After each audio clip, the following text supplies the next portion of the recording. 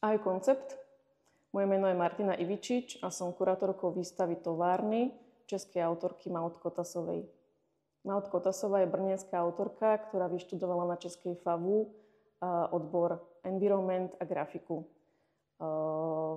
Jej záujmy sa postupne vlastne od týchto ateliérov presúvajú smerom k nomádskému štýlu života. Svoju kariéru v podstate začala v továrni, čo je vlastne takým východiskom pre jej súčasnú tvorbu. Pracovala v brněnských mrazírnách, ktoré teraz vlastne slúžia umelcom na umeleckú tvorbu.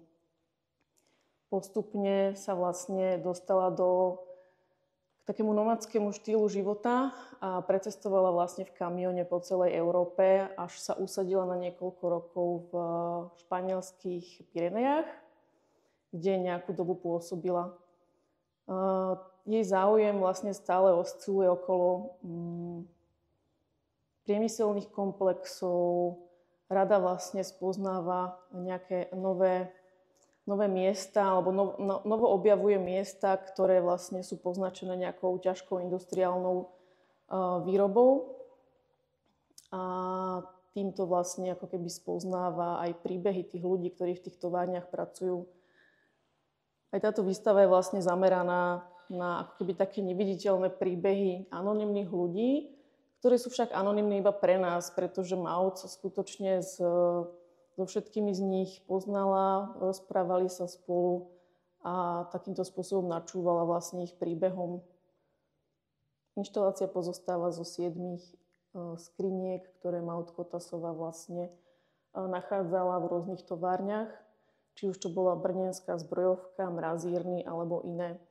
Tieto skrinky vlastne obsahujú autentické predmety ľudí, ktorí v nich skutočne pracovali v továrniach a ktorí vlastne si do týchto skriniek ukladali svoje predmety, ktoré im ako keby spestrovali ich každodenný život v týchto továrniach.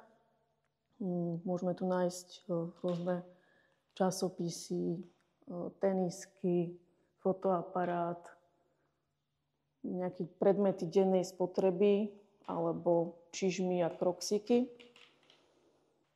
Maud Kotasová je vizuálna storytellerka, ktorá rozpráva príbehy obyčajných ľudí.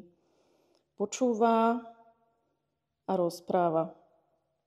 Na týchto skrinkách môžeme čítať rôzne odkazy a rôzne fragmenty z rozhovorov.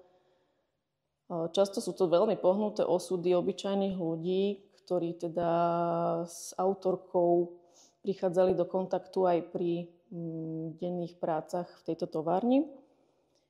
Iní by chceli byť radšej anonymní, pretože v súčasnosti sú významnými osobnosťami.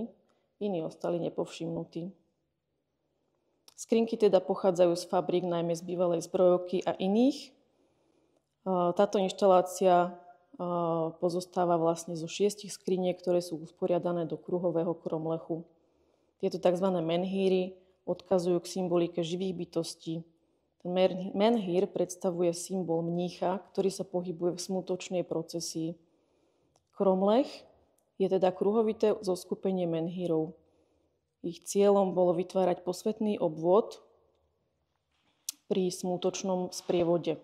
Výšivka sa vlastne, ako už vieme, veľmi a extrémne vzdialila z toho tradičného ponímania a privracia vás ako keby do doby, keď ľudia ešte nemali možnosť žiť bohatý spoločenský život a domáce panie si takto pri vyšívaní sa mohli stretávať a socializovať sa v nejakej svojej sociálnej bublinke.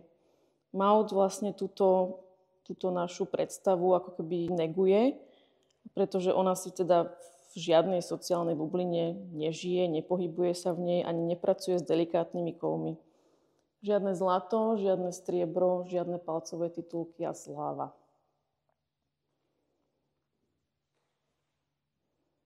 K vyšívaniu používa rôzne bavlnky, ale aj eskapásky, ktoré najprv vlastne aplikuje tak, že prederaví skrinku a potom všíva tieto svoje nápisy.